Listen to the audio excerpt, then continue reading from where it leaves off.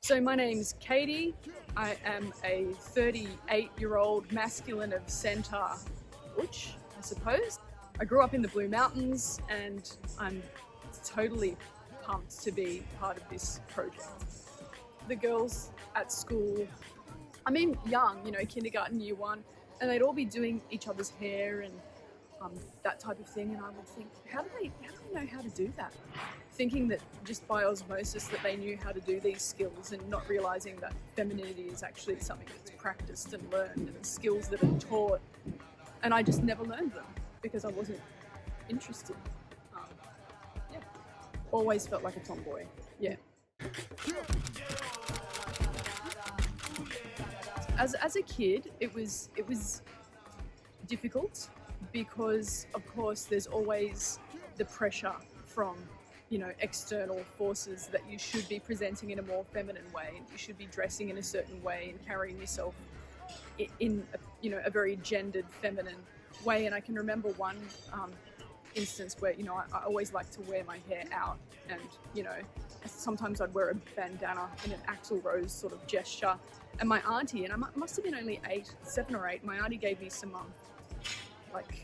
hair ties that were, floral and gold and sparkly, and a sparkly headband, and she gave it to me as a present for my birthday, and I opened it and she said, "Now you're going to wear these, aren't you?"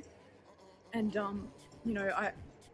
I was just so, I didn't know what to say, because no, I definitely wasn't going to wear them, but I knew that you couldn't be rude when someone had given you a present. But that kind of was a motif that was repeated throughout my young life. Well, why are you playing with that car? Wouldn't you rather play with this pony?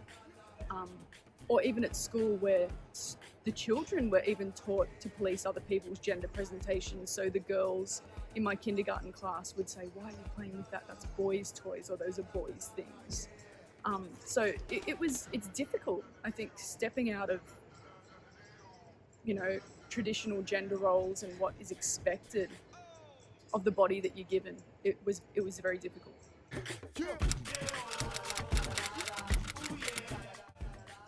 It felt like coming home. It felt much more comfortable, and I've gotten more and more comfortable with it as the older I've gotten. So even the label butch, even maybe 7 or 8 years ago, would have been completely uncomfortable with that, just because of a lot of internalized butch phobia, whereas now I'm completely comfortable to own that label.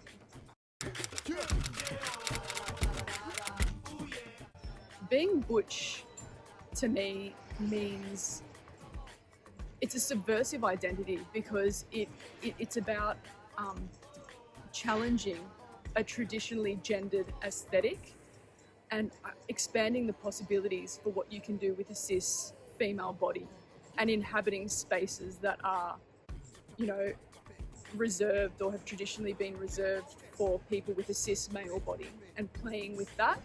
So for me, it's just about being able to inhabit a space and just linger in that space that I felt excluded from for so long, but in my own way, and not carrying with it the misogyny and the sexism and the toxic masculinity that so often exists in that space.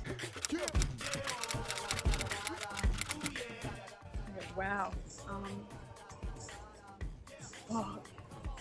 So many things, and I can't think of a single thing. In a way, I think I would just say, don't be scared, and it's going to be okay. Fuck yeah!